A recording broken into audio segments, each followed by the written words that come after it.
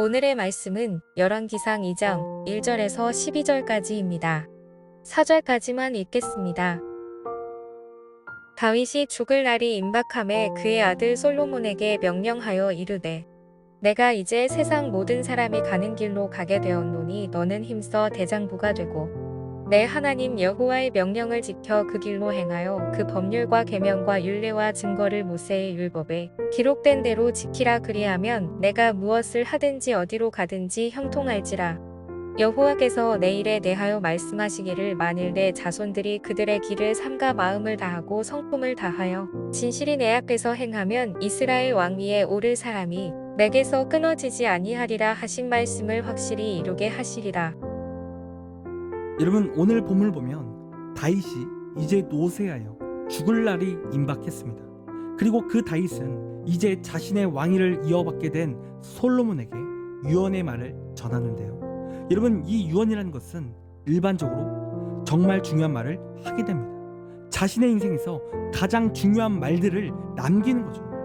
그리고 오늘 다윗도 자신의 인생에서 가장 중요했던 것을 이제 아들에게 남기는데, 여러분, 그 남기는 내용이 무엇입니까? 여러분, 오늘 2절 말씀을 보면 힘써 대장부가 되라 라는 말을 하고 있다는 거예요. 여러분, 여기서 대장부가 되라 라는 것은 어떤 의미일까요? 여러분, 사내답게 살라는 그러한 말일까요? 여러분, 여기서 다윗이 솔로몬에게 대장부가 되라 라는 것은 어떤 뜻이냐면 강하고 담대하라 라는 뜻입니다.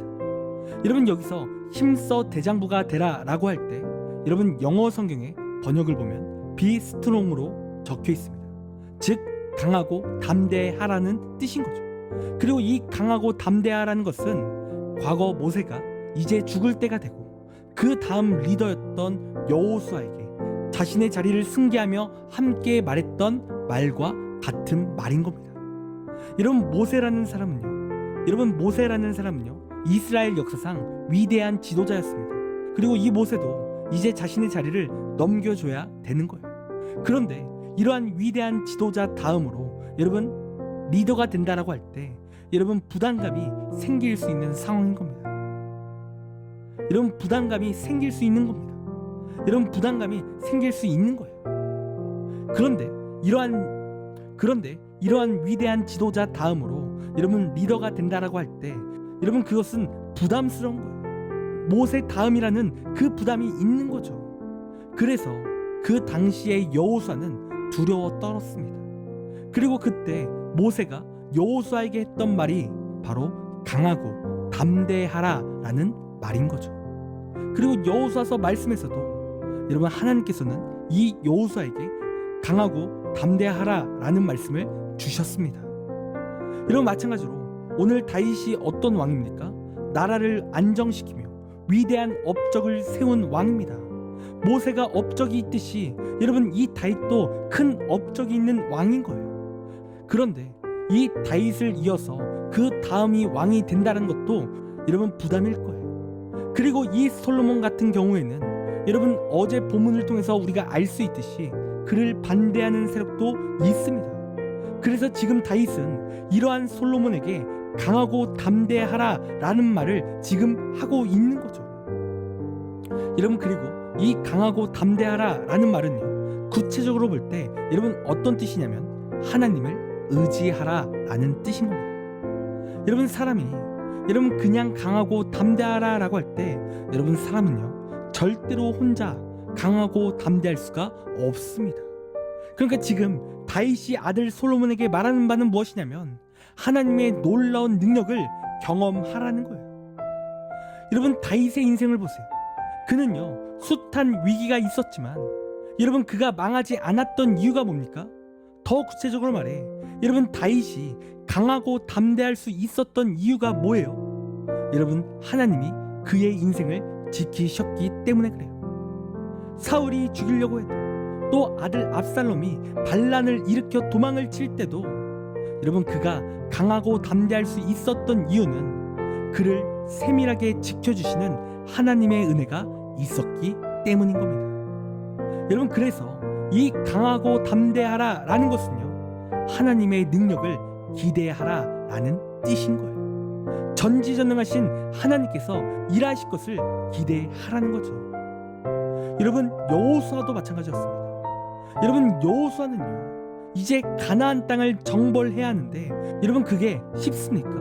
여러분, 이스라엘 백성들은 정규 군대도 아닌데 정규 군인들과 싸워서 이기는 게 쉬울까요? 여러분, 불가능에 가까운 거예요. 여러분, 그러나 그가 강하고 담대할 때마다, 여러분 구체적으로 말해 하나님을 의지할 때마다 놀라운 일이 일어났었습니다. 요단강이 마르고 또 여리고성이 무너지고 또 해가 멈추는 등 놀라운 기적의 사건들이 나타나는 거예요. 여러분, 그래서 오늘 이 다윗이 자신의 아들에게 이러한 유언을 할 때, 다시 말해 아들에게 자신의 인생에서 가장 중요한 것을 말해줄 때 지금 그 핵심 가치를 전해주는데, 그 핵심 가치는 무엇입니까? 대장부가 되는 것, 즉 강하고 담대하는 것, 더 구체적으로 말해 하나님을 의지하는 것이 중요함을 그가 말하고 있다라는 거예요. 여러분, 그래서 다윗은 3절 말씀을 보면 하나님의 말씀을 따라 살라는 말을 하고 있습니다. 그리고 그 말씀을 따라 살아가는 삶은 반드시 형통하는 삶이 될 것을 말하고 있는 거죠. 여러분, 하나님을 의지하는 삶은 능력이라는 거예요. 여러분, 시간 우리도 이 말씀을 함께 받았습니다. 여러분, 우리도 대장부가 되어야 될 줄 믿습니다. 우리도 강하고 담대한 삶을 살아야 될 줄 믿습니다. 그리고 그 강하고 담대한 것은 무엇입니까? 하나님을 의지하는 삶이죠. 여러분, 우리가 그렇게 하나님을 의지하면 하나님께서는 반드시 우리 가운데 역사하십니다. 반드시 우리를 위해서 일하시는 거예요.